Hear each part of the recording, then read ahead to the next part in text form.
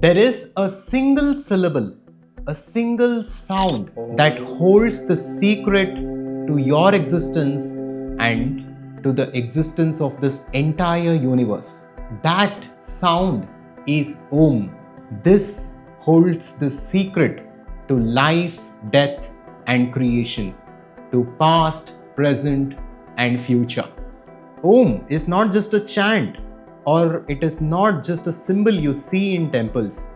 It is a mathematical code of the universe, the vibration from which everything arises. The ancient rishis said, if you understand this single syllable, the single sound of Om, you need not study thousands of scriptures and spend decades of your life understanding philosophy.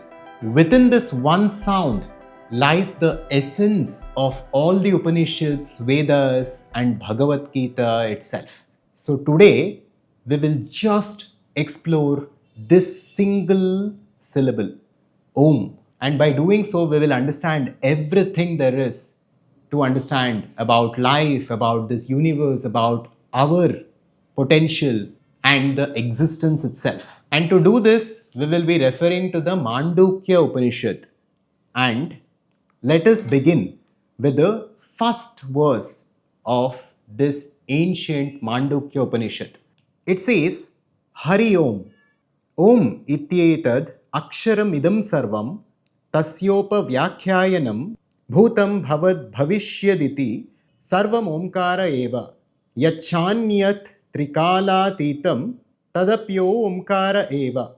Now let me translate this profound verse for you, and after this we will get into what every part of the syllable means and how it explains to us what this reality is. Translation: Hari Om. Om, the word or the syllable, is all there is. It is the entire existence. All that is past, present, and future is Om itself. That which is beyond the three periods of time is also Om itself. Now imagine Om like the secret code or a secret seed within which all the other secrets of the universe are hidden. And to decode it, we need to understand the anatomy of Om. So in the Upanishads, it is said that this Om represents Brahman or the infinite consciousness or God. Let's understand how. First of all, Om is one syllable, one sound when it's put together, but symbolically, if we break it down, it has three components. There is A, there is U, and there is M. When we put it together, it becomes Om. And each component of it has a meaning, has a significance. Now, let's symbolically try to decode it so that visually you will never ever forget what Om stands for. So, first, understand that one part of the Om is representing the waking state. The another part of the Om is representing the dream state. The third part of the Om is representing the deep sleep state. And the fourth is representing the pure consciousness. In Mandukya Upanishad, it is described as Turiya. What does this actually mean? We are discussing today a framework that is called as Avastatraya Viveka in Vedanta. And we can understand this by understanding Om. Now, before we go deep into this, I want you to look at your own reality. How do you live your life daily? Every single day, in the morning, you wake up, you walk around, you do your work, whatever your responsibility is as a professional, as an entrepreneur, you will do that, and then you will come to your home, you will spend time with your family, and then at night you go to sleep. Now, as long as you're awake, whatever you do, let's all put it together and let's call it the waking state. And it is the primary state in which our consciousness right now is identified with. Now, after this, what happens? After finishing your day, you stretch your legs, you go to sleep, and you close your eyes. And you begin to dream different dreams. Within the dream, everything is different. The world is different, your relationships are different, your health is different, your body itself might be different. but still you have an ego and you operate there as a person and you experience different things. This is the dream state. Even in the dream state, there is subject object split, there are various experiences. And after a while, after the dream state fades away, you enter into a deep sleep state, which we call Sushupti in Vedanta. So, this is the deep sleep state where there is total blankness. There is no subject, there is no object, there is no appearance of the ego, and there is no experience as such. There is complete blankness, and this is where you are totally relaxed. There is total silence, and you are not aware of anything at all. Whatever is happening outside of you, that is not in your awareness. You might be a terminal patient who is suffering from a very serious condition in terms of the physical body. But at the deep sleep state, you will not experience anything like that. You might be a mother who has given birth to an infant, and that infant might be lying next to you. But in this deep sleep state, you are not a mother. You are not aware of your baby also. So, this is a very strange state that we all go through every single day, where we do not experience anything but blankness or darkness. Now, within the syllable of Om, A represents the waking state or Jagrat Avastha. U represents the dream state or Swapna Avastha, and Ma represents the deep sleep state or Sushupti. This is what each and every one of us go through. It is very simple and easy to understand because we all experience this every single day. Right now, if you're watching this video, you are in the waking state. You are in the Jagrat Avastha. You are in the first state. Now let's go deeper into each of these states to understand the truth of reality and the truth of existence, including the truth of who we actually are, beyond the body, beyond the mind, as that infinite consciousness. Let's analyze the similarities and the differences between these three states of existence. These three states are the only three states of existence for each and every human being. You cannot tell me any other state apart from these three. Whatever you have experienced in your life so far, it falls under one of these three states. But when we closely examine these three states, we will see something profound, and this in turn will take us to that ultimate reality. Let's begin with the waking state, which is where you are right now. And here are different parameters that I have mapped for you. And as we go through this exercise, let me know and engage in the comments. In the waking state, which of the four parameters of you is active? Your body, your mind, your ego, which is your identity, and your awareness or consciousness. In these four parameters, think about what are active when you're awake.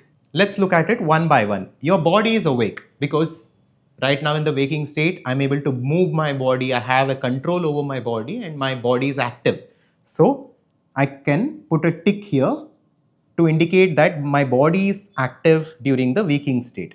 Even my mind is active right now. Right now I'm thinking and I'm synthesizing information before I present it to you. And similarly, you are consuming the information and you are thinking different thoughts and forming different opinions. So your mind is active right now. So we can say our mind is also active in the waking state. Next comes the ego or the identity. This is a sense of I-ness. If we close our eyes and if we look at ourselves, we feel that we are a person. We feel an existence that is tied to an individuality. Whether it's our body or mind, there is some kind of an identification, right? If someone calls your name, you will immediately turn because you feel like a person. That is the ego. So even that is active for us right now. So let's put a tick here.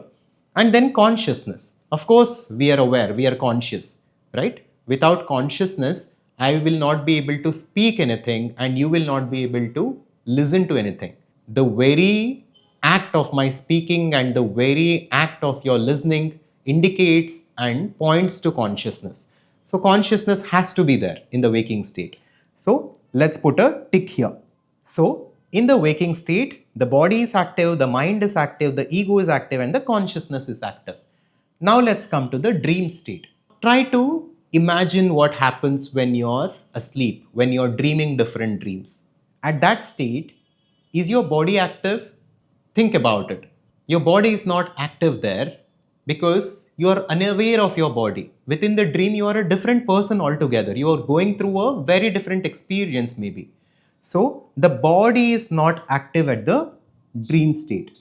So, you have no consciousness or awareness of the physical body which is sleeping on the bed, but you are experiencing a different reality in a different simulated world, which we call the dream world or swapnavastha, and you are a different person there, and that person might have a different dream body which is not the physical body. So the physical body is not active in the dream state. But what about the mind, the second parameter?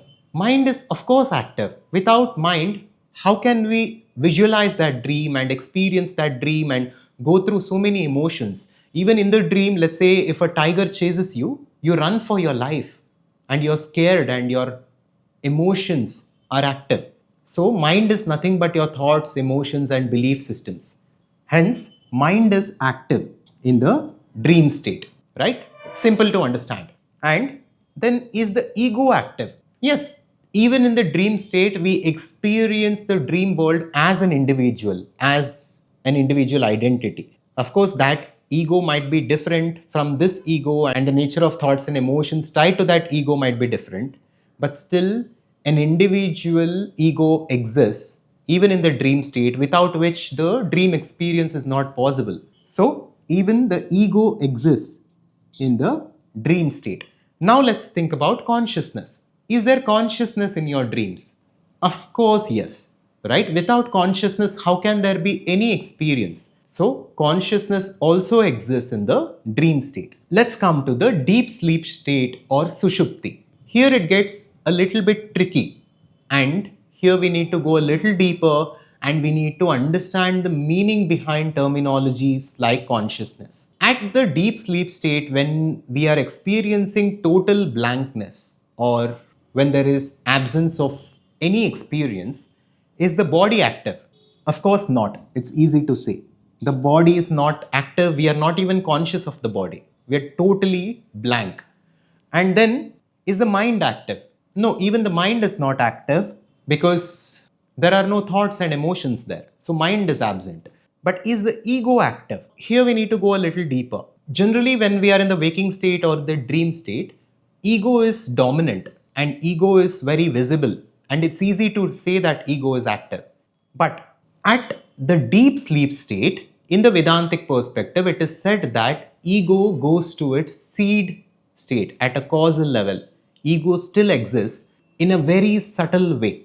It is a state of darkness or ignorance where ego still exists, but we will not put a tick mark here because it is not as dominant or as obvious as the other two states, but it is at its seed state. So that is the difference. Now, why are we saying that ego still exists there? So let's think about it. Ego still exists at the deep sleep state because when we wake up from deep sleep, we claim that experience. We tie that to ego. We say to ourselves that I slept nicely, I slept peacefully, I was totally unaware of what happened. Still, there is a sense of I that we can intuitively judge. So that is the I which is in the seed form, which is in a very subtle form, but it still exists. And now let's think about consciousness. Does consciousness exist at the deep sleep state? Now, immediately you might answer no here because the general understanding of consciousness or awareness is an experience. Because always we experience consciousness within the framework of subject and object. We never experience consciousness without the subject and the object. And hence we tend to say there is no consciousness at the deep sleep state. But Vedanta says consciousness is the life force. If consciousness is not there here, that means you are dead. And you cannot be dead ultimately as per Vedanta because your consciousness itself. But what Vedanta tells us is that consciousness still exists even in the deep sleep state, but it is not obvious to us as there is no object to consciousness. When we are awake, there is the subject object experience that we go through. You're watching this video in your awareness. So I am the object for you, and you are the subject. You, as the ego, are the subject in this case. But in the deep sleep state, there is no object of experience. Since there is no object of experience, there is absolute blankness. But the subject is still there, the consciousness is still there. So, that is the deep sleep state that we need to understand. And now, if we deeply examine these three states of existence, we will discover all the secrets to life and reality and to who we are. So, carefully bear with me as we decode this right now. In the waking state, there is body, there is mind, there is ego, there is consciousness. In the dream state, there is no body, but there is mind, there is ego, there is consciousness. In the deep sleep state, there is no body, there is no mind. We can say there is no ego in any obvious way, but there is still consciousness. So, what is common in and through all these states? The body is not common, right? Because the body doesn't exist in the dream state. So, just because you go to sleep and you begin to dream different dreams, can we say you have died and you're not there anymore? No, you still exist. We know this intuitively. So that means body is not who we are, or body is not the fundamental truth to who we are, because we exist without the body also in the dream state. Similarly, the mind. Can we say the mind is who we are? If we say we are the mind, then we do not experience the mind in the deep sleep state. This shows us that we can exist without the mind. And if we can exist without something, that means that is not who we are. In this case, the mind is also not who we are, because we experience a reality in our own life every single day where there is no mind. Now let's talk about the ego, or that deep level of identification. Is that who we are? Even this ego, we do not experience it in a direct way in the deep sleep state, although that ego at a causal level still exists. And so the Mandukya Upanishad goes on to say, you are not the ego also. So you're not the body, you're not the mind, you're not the ego, which is tied to everything. But the only thing that is common in and through all of your experiences is consciousness. So this consciousness, which is the foundation of your experience in your waking state, in your dream state, in your deep sleep state, is who you actually are. You are not the body, nor the mind, nor the ego. The body comes and goes with each birth. Mind also comes and goes. But consciousness is something that you actually are. And this consciousness is described as Atman, which is birthless, which is deathless, which is eternal, which is imperishable, which is pure bliss, which is pure happiness, and which is the source of everything, which is the source of creation. Now, all this is what the single sound of Om is showing to us, is telling us, is representing.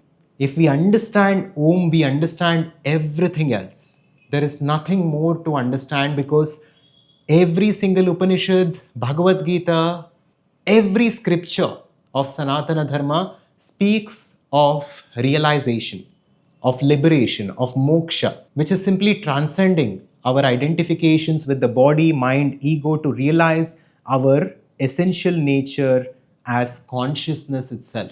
That is all that every Upanishad is trying to tell us, and that is what Om explains us in a simple yet profound way. And Om cannot be considered as a typical word, because think about this, every word represents something.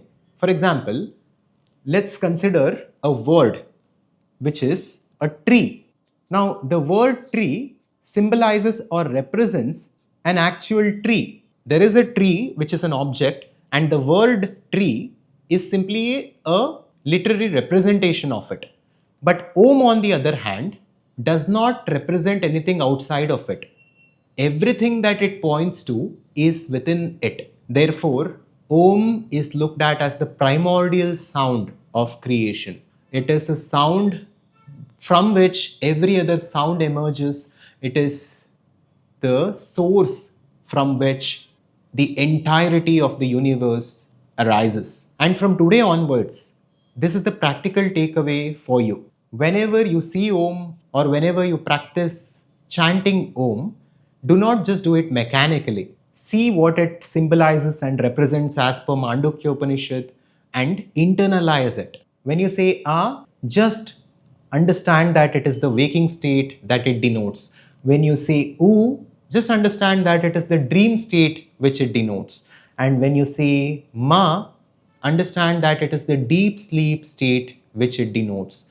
And after a chant of Om, when you come to a point of silence, that silence is Turiya, the fourth, which is the consciousness, which is fundamental and which is in and through all your experiences. Now, all this can be looked at as theory, but to make it practical, look at your own experience.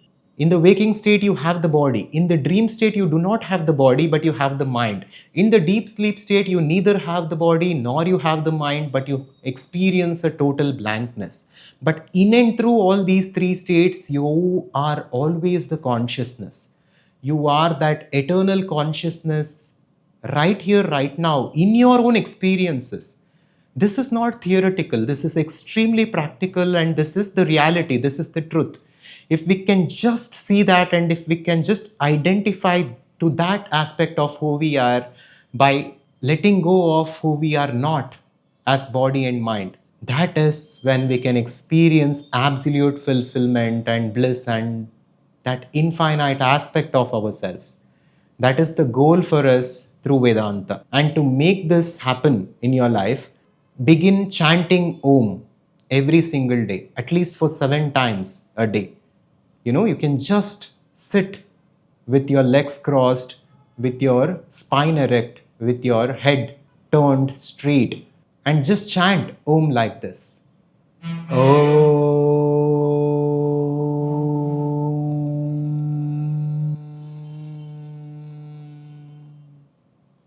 Chant it in a way where you are giving equal amount of time for each of the parts of A, U and Ma.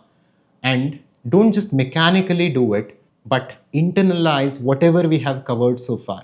Whenever you chant Om, try to grasp the meaning behind it and try to see what it is actually pointing towards. When we do it more and more, we get closer and closer to who we are, and that is the ultimate goal. I hope this was valuable for you. And next, check out this important video on Mandukya Upanishad, where we discussed the verses of the Mandukya Upanishad, which will sort of bring this entire understanding to a conclusion. Subscribe to Advaita to wake up. Shivoham.